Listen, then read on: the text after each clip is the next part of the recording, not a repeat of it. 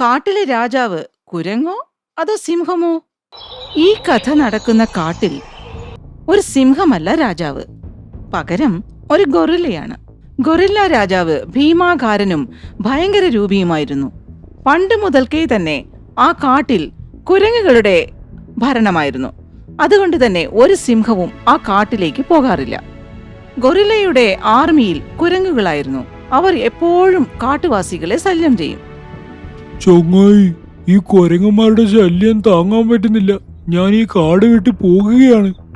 എന്റെ ആനച്ചേട്ടാ, നിങ്ങളുടെ ഒരു കാല് മതി ആയിരക്കണക്ക് കുരങ്ങന്മാരെ ചവിട്ടി ചമ്മന്തിയാക്കാൻ. നിങ്ങൾ എന്തിനാ നമ്മുടെ കാട് വിട്ടിട്ട് പോകുന്നത്? ഞാൻ അവരെക്കാളും വലുതാ, പക്ഷെ എനിക്ക് അവരെ പോലെ സണ്ട കൂടാൻ പറ്റില്ല. എനിക്കും ഈ കുരങ്ങന്മാരുടെ ശല്യം സഹിക്കാൻ വയ്യ. എനിക്ക് താമസിക്കണ്ട ഇവിടെ. അയൽക്കാട്ടിലെ രാജാവ് പോലെ ഒരു ശക്തിശാലിയായ സിംഹരാജാവ് നമുക്കുണ്ടായിരുന്നെങ്കിൽ ഈ കുരങ്ങന്മാർ ഇത്രയൊന്നും കളിക്കില്ലായിരുന്നു.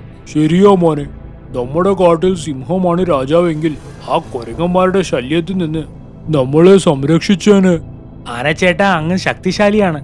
നിങ്ങൾ അവരെ അത്ര പെട്ടെന്ന് ഉപദ്രവിക്കില്ല. മാൻചേട്ടന് എന്താ സ്പീഡ്! എങ്ങനെയെങ്കിലും ഓടി ഓടി രക്ഷപ്പെടും. പക്ഷേ ഞങ്ങളെപ്പോലെ മൃഗങ്ങൾ എന്തു ചെയ്യും? മരിക്കുന്നത് വരയ്ക്കും ഇവരെ സഹിക്കേണ്ട ഗതികേടാണല്ലോ ഈശ്വര. അപ്പോൾ അവിടെ ഒരു അരയനും വന്നു. അല്ല, എല്ലാവരും കൂടിയിരിക്കണം. പ്രശ്നമൊന്നും ഇല്ലല്ലോ അല്ലേ? പ്രശ്നങ്ങൾ മാത്രമേ ഉള്ളൂ. ആ കുരങ്ങന്മാരുടെ ശല്യം സഹിക്കാൻ പറ്റുന്നില്ല. ആ കുരങ്ങന്മാരെ കൊണ്ട് എനിക്കൊരു ഇരിക്കപ്പൊറുതിയില്ല. അവന്മാരെ ഒരു പാഠം പഠിപ്പിക്കണം. കൂട്ടുകാരെ, നമുക്കിനി ഒന്നും ചെയ്യാൻ പറ്റില്ല. ഈശ്വരന് മാത്രമേ നമ്മളെ രക്ഷിക്കാൻ പറ്റുള്ളൂ. ഭഗവാനേ, ഈ നരകതുല്യമായ കാട്ടിൽ നിന്ന് ഞങ്ങളെ രക്ഷപ്പെടുത്തണേ. ഏതെങ്കിലും ഒരു സിംഹരാജാവേ, ഈ വഴി ഒന്ന് വിട്ടേക്കണേ പ്ലീസ്. മനമുരുകി പ്രാർത്ഥിച്ച് കുറുക്കന്റെ നിവേദനം ദൈവം കേട്ടു. അയൽക്കാട്ടിലെ രാജാവ് ഷംഷേർ സിംഗിന്റെ മകൻ യുവാവായി കഴിഞ്ഞിരുന്നു. പിറ്റേ ദിവസം അടുത്ത കാട്ടിലെ സിംഹരാജാവ്, സിംഹിണി, യുവരാജാവ് എന്നിവർ മറ്റുള്ള മൃഗങ്ങളോടൊപ്പം സഭ കൂടിയിരുന്നു. പുത്ര, നീ പ്രായപൂർത്തിയായിരിക്കുന്നു. ഇനി നീ നിന്റെ സ്വപ്നങ്ങളെ തേടിപ്പോകാം. ശരിയച്ഛാ, പോവൂ. ലോകം കീഴടക്കൂ. ഇവിടുന്ന് ദക്ഷിണദിശയിൽ ഒരു കാടുണ്ട്. അവിടെ പോയി നീ നിന്റെ സാമ്രാജ്യം ഉണ്ടാക്കാൻ നോക്കൂ. സിംഹ യുവരാജാവ് തന്റെ സാമ്രാജ്യം കെട്ടിപ്പടുത്താൻ ഗൊറില്ലയുടെ കാട്ടിലേക്ക് പോയി. മണിക്കൂറുകൾ നടന്നെത്തിയ യുവസിംഹരാജാവിനെ ആകാശത്ത് പറന്നുകൊണ്ടിരുന്ന ചമൻ പരുന്ത് കണ്ടു. അവസാനം ഭഗവാൻ ഞങ്ങളുടെ പ്രാർത്ഥന കേട്ടുവല്ലോ. ഞങ്ങളുടെ രക്ഷകൻ ഇതാ എത്തിയിരിക്കുന്നു. ഈ സന്തോഷവാർത്ത എല്ലാവരെയും അറിയിക്കാനായി പരുന്ത് മൃഗങ്ങളുടെ അടുത്തേക്ക് ചെന്നു. കൂട്ടുകാരെ, ഞാനൊരു സന്തോഷ വാർത്തയായാണ് വന്നിരിക്കുന്നത്. നല്ല കാര്യമോ? ഇടാ പരുന്തേ, ആ നല്ല കാര്യം എന്താന്ന് വേഗം പറയടാ. നമ്മുടെ കാട്ടിൽ ഒരു യുവ സിംഹരാജൻ എത്തിയിരിക്കുന്നു. എന്ത്? നമ്മുടെ കാട്ടിൽ സിംഹരാജാവ് എത്തിയെന്നോ? ആ, ഞാൻ എന്റെ 2 കണ്ണുകൊണ്ട് കണ്ടതാ. ഈശ്വര, അവസാനം നീ ഞങ്ങളുടെ പ്രാർത്ഥനയൊക്കെ കേട്ടു. ഭഗവാനെ, 1000 നന്ദി. വേഗം വാ, നമുക്ക് സിംഹരാജാവിനെ സ്വീകരിച്ച് ഇവിടെ കൊണ്ടുവരണം. ശരി ശരി, നമുക്കും ഒരു നല്ല കാലം എത്തി.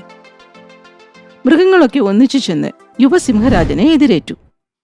ഞങ്ങളുടെ എല്ലാവരുടെയും നമസ്കാരം സ്വീകരിക്കണം, യുവരാജാവ് ഷേർ സിംഗ്. അല്ല, എന്നെ എന്തിനാ നിങ്ങൾ പ്രണമിക്കുന്നത്? എന്നെ എന്തിനാ നിങ്ങൾ യുവരാജാവെന്ന് വിളിച്ചത്?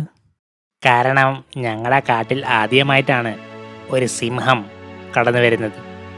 മനസ്സിലായില്ല. ഈ കാട്ടിൽ സിംഹങ്ങളില്ലേ? ഇല്ല, ഞങ്ങളുടെ കാട്ടിൽ സിംഹങ്ങളേ ഇല്ല. അപ്പോ ഈ കാട്ടിലെ രാജാവ് ആരാണ്? ഈ കാട്ടിൽ കുരങ്ങളുടെ രാജ്യമാണ് നടക്കുന്നത്. എന്ത്? ഈ കാട്ടിൽ സിംഹമില്ല, പക്ഷെ ആനയുണ്ടല്ലോ. പിന്നെ എങ്ങനെ കുരങ്ങ് രാജാവായി? എനിക്ക് വയ്യാണ്ടായി. പിന്നെ ഭരണത്തിന്റെ ഉത്തരവാദിത്തം എടുക്കാനൊന്നും എനിക്ക് ഇഷ്ടമല്ല. ആനച്ചേട്ടാ, മൃഗങ്ങൾക്ക് ശരീരത്തിന് മാത്രമേ വയസ്സാകാൻ പാടുള്ളൂ, ബുദ്ധിക്കല്ല. നിങ്ങളെപ്പോലുള്ളവർ ഇങ്ങനെ ചിന്തിക്കാൻ തുടങ്ങിയാൽ കുരങ്ങി മാത്രമല്ല, ഏത് തവളയ്ക്ക് രാജാവാകാം. അങ്ങ് തന്നെ പറയൂ, ഇനി ഞങ്ങൾ എന്താണ് ചെയ്യേണ്ടത്? തുറന്ന മനസ്സോടെ ചിന്തിക്കൂ, പരിഹാരം താനേ വരും. സിംഹത്തിന്റെ വാക്കുകൾ കേട്ട മൃഗങ്ങൾ ആവേശഭരിതരായി. ഒരു മാൻ ഉച്ചത്തിൽ ഇങ്ങനെ പറഞ്ഞു. ഞങ്ങളുടെ രാജാവാരാടാ? ഗർജിക്കുന്ന സിംഹമാടാ. സിംഹമാടാ. ഞങ്ങളുടെ രാജാവാരാടാ? ഗർജിക്കുന്ന സിംഹമാടാ. സിംഹമേ, ഞങ്ങൾ കുരങ്ങന്മാരെ കൊണ്ട് പൊറുതിമുട്ടിയിരിക്കുകയാണ്. ഞങ്ങളെ സഹായിക്കില്ലേ?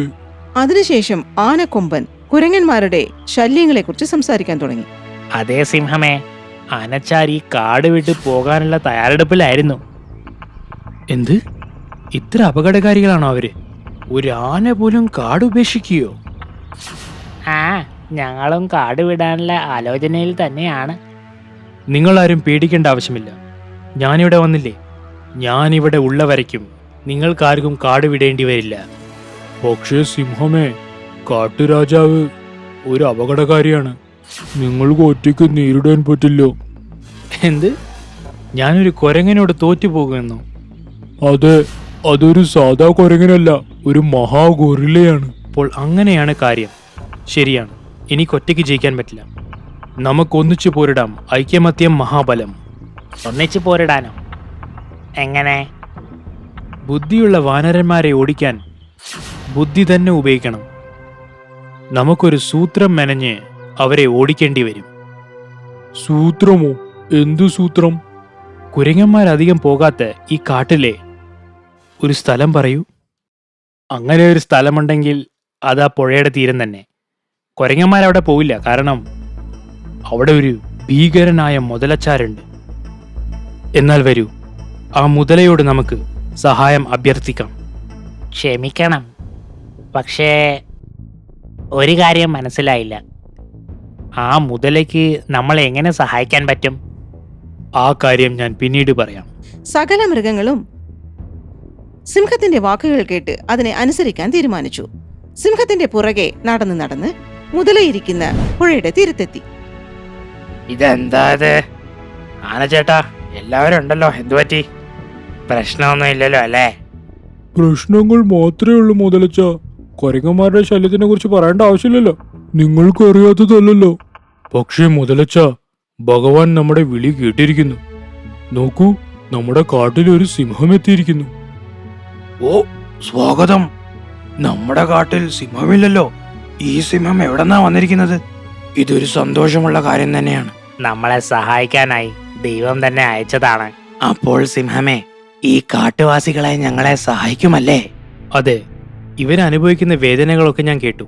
ഞാൻ എന്തായാലും ഇവരെ സഹായിക്കാൻ തയ്യാറാണ്. യുവസിംഹമേ, നീ കാരുണ്യമുള്ളവനാണ്. മുതലച്ച, കാട്ടുമൃഗങ്ങളെ സഹായിക്കേണ്ടത് എന്റെ കടമയാണ്. ഈ സമയത്ത് അവിടെ ഗൊറില്ല കുരങ്ങന്മാരെ വിളിച്ച് ദർബാർ കൂട്ടി. എനിക്കിപ്പോഴൊക്കെ ശരിക്കും ഭക്ഷണം കിട്ടുന്നില്ല. എന്റെ ആവശ്യം നിറവേറിയില്ലെങ്കിൽ നിങ്ങളെ എല്ലാവരെയും പിടിച്ച് ഞാൻ തിന്നും. മഹാരാജാവേ, ഞാനൊരു കാര്യം അറിഞ്ഞു.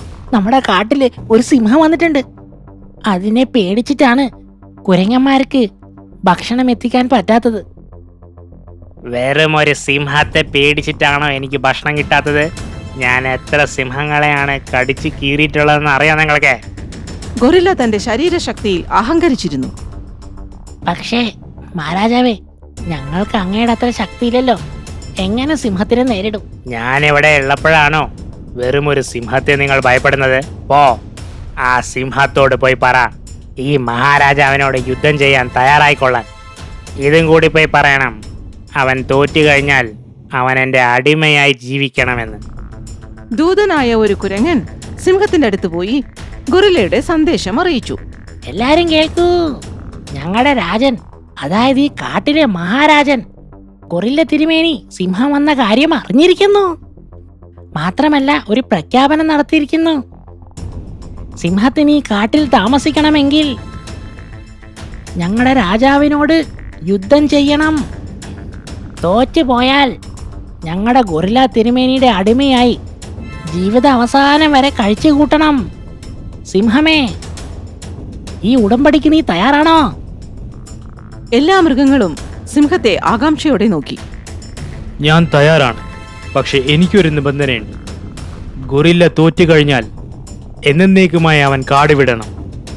അവന്റെ കൂടെ നിങ്ങളും പോയിരിക്കണം. സിംഹത്തിന്റെ നിബന്ധനകളെ കുരങ്ങ് ഗൊറില്ലയോട് പോയി പറഞ്ഞു. അത് മാത്രമല്ല, അങ്ങ് തോറ്റുപോയാൽ ഞങ്ങൾ എല്ലാവരും കാട് വിട്ട് പോകണമെന്നാണ് നിബന്ധന. ഞാൻ തോൽക്കുമെന്ന് അവൻ ചിന്തിക്കാൻ തുടങ്ങിയോ അഹങ്കാരി? എന്നാൽ എനിക്ക് സമ്മതമാണ്.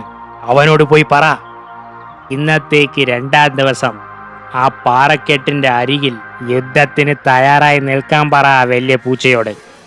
ഗൊറില്ലയുടെ സന്ദേശവുമായി വീണ്ടും ആ കുരങ്ങൻ സിംഹത്തിന്റെ അരികിലെത്തി. ഗൊറില്ല പറഞ്ഞ കാര്യങ്ങളൊക്കെ സിംഹത്തെ ബോധിപ്പിച്ചു. സിംഹമേ, ആ ഗൊറില്ല മഹാശക്തനാണ്. അവന്റെ വെല്ലുവിളി സ്വീകരിച്ചത് തെറ്റായി പോയോ? പേടിക്കണ്ട, ആ ഗൊറില്ലയെ ഞാൻ എന്തായാലും തോൽപ്പിച്ചിരിക്കും. ശരി, പക്ഷേ എങ്ങനെ? നിങ്ങൾക്കറിയാവുമോ ലോകത്തിൽ ഏറ്റവും ശക്തിയേറിയ ആയുധം ഏതാണെന്ന്? Machine gun. Balm, missile. അല്ല, ഏറ്റവും അപകടകാരി നമ്മുടെ ബുദ്ധി തന്നെയാണ്. ഞാൻ ആ ഗൊറില്ലയെ ബുദ്ധി കൊണ്ടാണ് തോൽപ്പിക്കാൻ പോകുന്നത്. അതൊക്കെ ശരിയാണ്, പക്ഷെ എങ്ങനെ തോൽപ്പിക്കും? ഞങ്ങളോടൊന്ന് പറയുന്നേ. ഇപ്പോഴല്ല, ഞാൻ ഗൊറില്ലയെ തോൽപ്പിച്ച ശേഷം നിങ്ങളോട് എല്ലാ കാര്യങ്ങളും തുറന്നു പറയാം. അതിനുശേഷം മൃഗങ്ങളൊക്കെ തങ്ങളുടെ വീടുകളിലേക്ക് മടങ്ങി. രാത്രി ഏറെ കഴിഞ്ഞ ശേഷം സിംഹം ഒരു മൂങ്ങയെ വിളിച്ചു വരുത്തി. യുവരാജാവിനെ വിളിച്ചായിരുന്നോ? അതെ, നിങ്ങൾ എനിക്കൊരു സഹായം ചെയ്തു തരണം. നിങ്ങൾ പെട്ടെന്ന് തന്നെ അയൽക്കാടിൽ പോയി എൻ്റെ അച്ഛൻ ഷംഷേർ സിംഗിനെ ഇവിടെ കൊണ്ടുവരണം. പെട്ടെന്നായിക്കോട്ടെ. ശരി ശരി. ഒട്ടും അമാന്തിക്കാതെ തന്നെ മൂങ്ങ അടുത്ത കാട്ടിലേക്ക് പോയി. അവിടെ ചെന്ന് അവിടെ സിംഹരാജാവിനോട് യുവസിംഹം പറഞ്ഞ കാര്യങ്ങൾ പറഞ്ഞു. അത് കേട്ട സിംഹരാജാവ് ഗൊറില്ല കാട്ടിലേക്ക് യാത്ര തിരിച്ചു. പെട്ടെന്ന് തന്നെ സിംഹരാജാവ് മകന്റെ അടുത്തെത്തി. അർദ്ധരാത്രിയായി. സിംഹങ്ങൾ അന്യോന്യം നോക്കിയിരിക്കുകയാണ്. അച്ഛാ, എനിക്കിപ്പോഴാ സമാധാനമായത്. അതേ മോനെ, നീ വിളിച്ചപ്പോൾ തന്നെ എനിക്ക് കാര്യം പിടികിട്ടി. നീ ഒരു പ്രശ്നത്തിലാണെന്ന്. അതുകൊണ്ടാണ് ഞാൻ വേഗം ഇവിടെ ഓടിയെത്തിയത്. പറയൂ, എന്താണ് പ്രശ്നം? യുവരാജാവ് അച്ഛനോട് ഗൊറില്ലയുടെ വെല്ലുവിളികളെ അറിയിച്ചു. മോനെ, ഗൊറില്ല ഒരു മഹാശക്തനായ ജീവിയാണ്. അതിനെ തോൽപ്പിക്കാൻ അത്ര എളുപ്പമല്ല, മനസ്സിലായോ? എളുപ്പമല്ലാതിരിക്കാം, പക്ഷെ സാധ്യമല്ല എന്നില്ലല്ലോ. എന്റെ വശം ഒരു പ്ലാൻ ഉണ്ട്. പ്ലാനോ? എന്തു പ്ലാൻ? നമ്മളെ കാണാൻ ഒരുപോലെയല്ലേ? നമുക്ക് അവനോട് മാറി മാറി യുദ്ധം ചെയ്യാം. നമ്മൾ 2 പേരാണെന്ന് അവനക്ക് ഒരിക്കലും മനസ്സിലാവില്ല. അങ്ങ് യുദ്ധം ചെയ്ത് തളരുമ്പോൾ ഞാൻ അങ്ങയുടെ സ്ഥാനത്തിൽ വന്ന് യുദ്ധം ചെയ്യാം. ഇതേപോലെ ഞാൻ തളരുമ്പോൾ അങ്ങ് എന്റെ സ്ഥാനം എടുത്താൽ മതി. പ്ലാൻ നല്ലതാണ്, പക്ഷെ ഞാൻ വന്ന കാര്യം ആ ഗൊറില്ലയ്ക്ക് മനസ്സിലായാൽ? അച്ഛൻ എത്തിയ കാര്യം ആരും അറിഞ്ഞിട്ടില്ല. അച്ഛൻ 2 ദിവസം ഗുഹയിൽ തന്നെ ഇരുന്നാൽ മതി. അങ്ങനെ 2 ദിവസങ്ങൾ കഴിഞ്ഞു. ഗൊറില്ല പറഞ്ഞ സമയത്ത് സ്ഥലത്ത് എല്ലാവരും യുദ്ധത്തിന് തയ്യാറായി. ഒരു ഭാഗത്ത് ഗൊറില്ലയും കുരങ്ങന്മാരും, മറ്റേ ഭാഗത്ത് സിംഹവും കാട്ടിലെ മറ്റു ജീവികളും. യുവസിംഹത്തോടൊപ്പം പുലി, കടുവ, കരടി, മാൻ തുടങ്ങിയ എല്ലാ മൃഗങ്ങളും ഉണ്ടായിരുന്നു. സിംഹരാജാവ് ഒരു പാറയുടെ പുറകിൽ ഒളിച്ചിരുന്നു.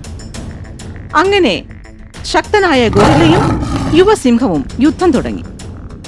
ധൈര്യസമേതം ഗൊറില്ലയോട് യുവസിംഹം യുദ്ധം ചെയ്തുവെങ്കിലും ഗൊറില്ലയുടെ ശക്തമായ പ്രഹരങ്ങളേറ്റ് തളർന്നുപോയി. പെട്ടെന്ന് സിംഹം പാറയുടെ പുറകിൽ പോയി ഒളിച്ചു. അതേ സമയത്ത് സിംഹരാജാവ് യുദ്ധകളത്തിലിറങ്ങി. 2 പേരും മരണയുദ്ധം നടത്തി. പക്ഷേ ഗൊറില്ല രാജാവിനെ അടിച്ചു തളർത്തി. തളർന്നുപോയ സിംഹരാജാവ് പാറയുടെ പുറകിൽ പോയി ഒളിച്ചു. അപ്പോൾ തന്നെ യുവസിംഹം യുദ്ധകളത്തിലിറങ്ങി പോരിടാൻ തുടങ്ങി. 2 സിംഹങ്ങളോട് മാറി മാറി യുദ്ധം ചെയ്ത ഗൊറില്ല ശരിക്കും തളർന്നുപോയി. കുറച്ചു കഴിഞ്ഞപ്പോഴേക്കും ഗൊറില്ല തോറ്റുപോയി. നിർത്തോ, ഞാൻ തോറ്റിരിക്കുന്നു. നിബന്ധന അനുസരിച്ച് ഈ കാട് വിട്ടു പോകൂ. അച്ഛൻ സിംഹം പാറക്കെട്ടിന്റെ പിറകിൽ ഒളിച്ചിരിക്കുകയായിരുന്നു. യുവരാജാവിനോട് പറഞ്ഞ നിബന്ധന പ്രകാരം ഗൊറില്ലയും കൂട്ടുകാരും കാട് വിട്ടു. കുരങ്ങന്മാരിൽ നിന്നും രക്ഷപ്പെട്ട മൃഗങ്ങൾ സന്തുഷ്ടരായി. സിംഹമേ, ഇത്രയും മഹാശക്തനായ ഗൊറില്ലയെ നീ എങ്ങനെയാണ് തോൽപ്പിച്ചത്? എനിക്കൊന്നും മനസ്സിലാവുന്നില്ല. ഞാൻ പറഞ്ഞില്ലേ, ഗൊറില്ലയെ തോൽപ്പിക്കാനായി ഞാനൊരു പ്ലാൻ ഉണ്ടാക്കിയെന്ന്. ആ പ്ലാൻ ഞങ്ങൾക്കൊന്നും പറഞ്ഞു തരുമെന്ന്. അച്ഛാ, പുറത്തു വരൂ. പാറയുടെ പുറകിൽ നിന്നും സിംഹരാജാവ് പുറത്തേക്ക് വന്ന് മകന്റെ അടുത്ത് നിന്നു. 2 സിംഹങ്ങളെയും കണ്ട ശേഷം മൃഗങ്ങൾക്കൊക്കെ കാര്യങ്ങൾ മനസ്സിലായി. പക്ഷേ അന്ന് മുതലച്ചനോട് നീ എന്താ ചോദിച്ചത്? ഇതിനെക്കുറിച്ചും ഞങ്ങളോട് പറയുന്നേ. ഗൊറില്ലയുടെ വെല്ലുവിളി ഞാൻ സ്വീകരിച്ച ശേഷം ഞാൻ മുതലച്ചനോട് ഒരു കാര്യം പറഞ്ഞിരുന്നു. 2 ദിവസത്തിന് ഒരു കുരങ്ങനെയും ആ നദിയിൽ നിന്ന് വെള്ളം കുടിക്കാൻ വിടാൻ പാടില്ല എന്ന്. 2 ദിവസം വെള്ളം കുടിക്കാതിരുന്നാൽ അവരുടെ ശക്തി ക്ഷയിക്കും. ഇതെനിക്കറിയാമായിരുന്നു. സിംഹമേ, നീ ഒരു ശക്തിശാലി മാത്രമല്ല, ഒരു ബുദ്ധിശാലിയുമാണ്. നീ ഞങ്ങളുടെ കാട്ടിലെ രാജാവാകുമോ? യുവസിംഹം സമ്മതിച്ചു. സിംഹത്തെ രാജാവായി കിട്ടിയതിൽ മൃഗങ്ങൾ സന്തോഷിച്ചു. മകന്റെ ബുദ്ധിയിൽ അതീവ സന്തുഷ്ടനായ സിംഹരാജാവ് തന്റെ കാട്ടിലേക്ക് തിരിച്ചു പോകാൻ ഒരുങ്ങി.